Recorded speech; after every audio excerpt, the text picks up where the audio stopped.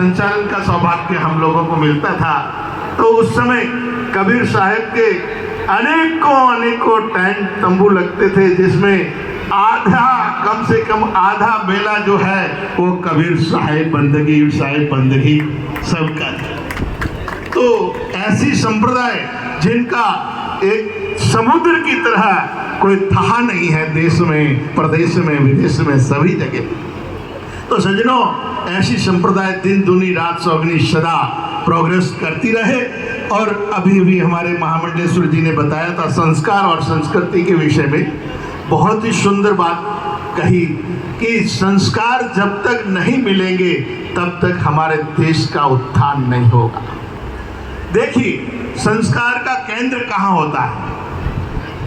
हमारे यहाँ सनातन धर्म के अलावा मुस्लिम धर्म है, ईसाई धर्म है, जैन धर्म है, सिख धर्म है, बौद्ध धर्म है। परंतु एक बात बड़ी समझने की बात है कि मुसलमान जब भी नमाज पढ़ने के लिए जाएंगे तो सब मिलकर कहाँ जाएंगे? मस्जिद में। वो घर पे कोई नमाज नहीं पढ़ता।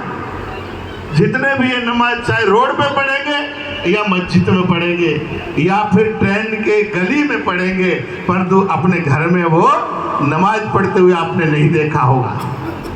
दूसरा, ईसाई जब भी प्रेयर करेंगे, प्रार्थना करेंगे, तो वो गिरजा घर में जाके ही करेंगे, वो कभी अपने घरों में नहीं करते। और हमारे जब हम गुरु ग्रंथ साहब का पाठ करते हैं और जब भी हम गुरुद्वारे में जाके ही करते हैं, गुरुद्वारे में ही अरदास करते हैं, गुरुद्वारे में ही हमेशा संगत व लंगर भी सकती है। परंतु हम लोगों ने क्या कर दिया, जो सनातन धर्म के लोग हैं, जिनको हम सनातनी कहते हैं, जिनको हम भगवान के पुजारी कहते हैं, सज्जनों, हमारे अंदर एक बहुत बड़ी कमी है। वो कमी क्या है कि हम लोगों ने, मुझे वैसे नहीं कहना चाहिए, परंतु क्या करूं, दर्द हो रहा है इसीलिए कह रहा हूं। दर्द वो है कि हमने अपने अपने घरों में सबने अलमारी में भगवान को बंद कर दिया है। हम सब अलमारी के भगवान की पूजा करने लग गए। और उसमें होता क्या है कि अलमारी के भगवान की पूजा करेगा कौन? दादी करेगी या दादा करेगा? उस घंटी बजाएंगे कि ये गीता है, बोले ये तो दादी पढ़ती है, ये गीता है दादी पढ़ती है, रामायण दादाजी पढ़ते हैं।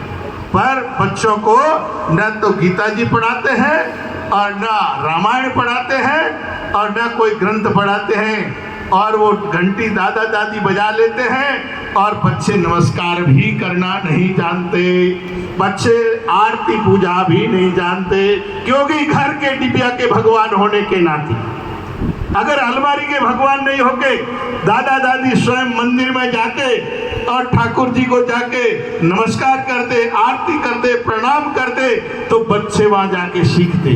परंतु घर में कहते हमारा बच्चा तो इंग्लिश मीडियम पढ़ता है, विदेश पढ़ता है, डॉक्टर बनेगा, इंजीनियर बनेगा, कलेक्टर बनेगा, आरती पूजा से क्या मतलब है इसका?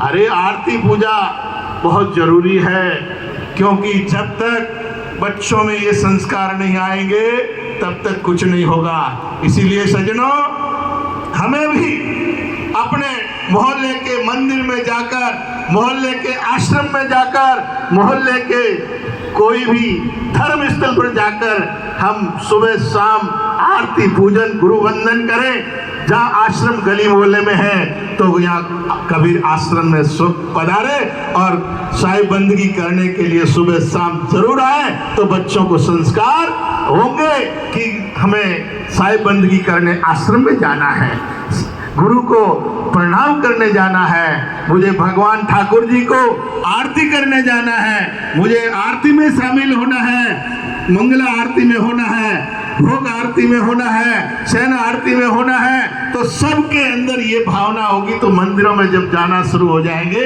तब संस्कार बदल जाएंगे। क्योंकि 3 चीजें एक ऐसी है सज्जनों, समय ज्यादा है परंतु थोड़ी सी एक बात कहते मैं अपनी वाणी को विराम दे रहा हूँ। देखिए, प्याज और मिर्च और धान जिनको चावल कहते हैं, ये अपनी जगह पर कभी फलीभूत नहीं होते। अगर मिर्च के पेड़ को रोपो दूसरी जगह रोपोगे तब मिर्च सफलतापूर्वक खेती पूरी आएगी। और प्याज की फसल को भी आप रोप को उखाड़ के खौडे में रोपोगे तब प्याज बनेगा। और इसी तरह धान के चावल को भी बीज के दूसरी जगह जब बोओगे तब आप फसल ले पाओगे। ठीक इसी तरह ये मानव भी अपने घर के अंदर कभी संस्कार नहीं सीख सकता, घर से बाहर गुरुजनों के चरणों में जाकर ही संस्कार और संस्कृति प्राप्त करेगा।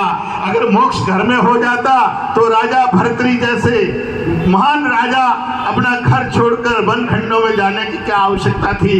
इसीलिए संत महात्मा बनने का एक ही कारण है कि भजन तो घर में भी कर सकते हैं, परंतु वो भजन नहीं कर सकते जिसमें अपना मोक्ष कल्याण हो सके, वो तो गुरु के चरणों में आश्रम में ही होगा। इसीलिए हम सबको भी ये करना चाहिए और यही बच्चों को शिक्षा देनी चाहिए कि सुबह उठते ही माता पिता को प्रणाम करे, नहा धो के आश्रम में या मंदिर में या ठाकुर द्वारे में या फिर गुरुद्वारे में जाकर मत्था टेके और तो संस्कार प्राप्ति होगी, जिससे हमारे देश और दुनिया का कल्याण होगा।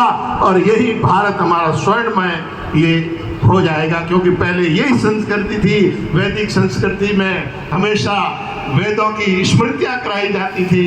गुरु 12-12 साल तक शिष्यों को रख के स्मरण करवा के उसको दीक्षा देते थे। तो यही हमारी संस्कृति थी, यही संस्कृति है। और पुनः मैं हमारे परम पूज्य इस आश्रम के गादीपति डॉक्टर हमारे रूपचंद साहब जी से, मैं भगवान कबीर से और परमात्मा से मैं अनुरोध प्रार्थना करता हूँ कि आप स्वस्थ रहे, दीर्घायु रहे और खूब ऐसे कार्यक्रम करवाते रहे और महापुरुषों को स्टेज पर बुलाते रहे और इस जनता जनार्दन का कल्याण करवाते रहे। हरिओम तत्सत, हरिओम तत्सत। और आप सबसे निवेदन है कि जोधपुर में ही आपका गौ सेवा का कार्य चलता है हमेशा। इधर आप पाली रोड जाएंगे तो काकानी में गौ सेवा स्वामी ज्ञान स्वरूपानंद गौ सेवा संस्थान के नाम से हमारे लूली, लंगड़ी, आंधी, पांगली गाय की सेवा होती है। और इधर जब आप जाएंगे बाड़मेर रोड पे तो पाल में आपके आनंद धाम अलग ज्ञान गोरक्ष समिति के नाम से गौ सेवा होती है। जोधपुर में 3-4 जगह गौ सेवा होती है, लूले, लंगड़े, अंधे, पांगले। आपको भी अगर कहीं ऐसा नजर आता है गोवंश तो आप निसंकोच होकर गौशाला में पहुंचाएं, ये आपका बड़ा उपकार रहेगा। गौ सेवा ही हमारा धर्म है और गौ सेवा से ही हम सब कहते हैं जिंदे ही गाय की पूंछ पकड़ लेंगे तो मरने के बाद बैतरणी नदी में गाय की पूंछ पकड़ने की जरूरत नहीं पड़ेगी। बस हरिओम तत्सत, हरिओम तत्सत।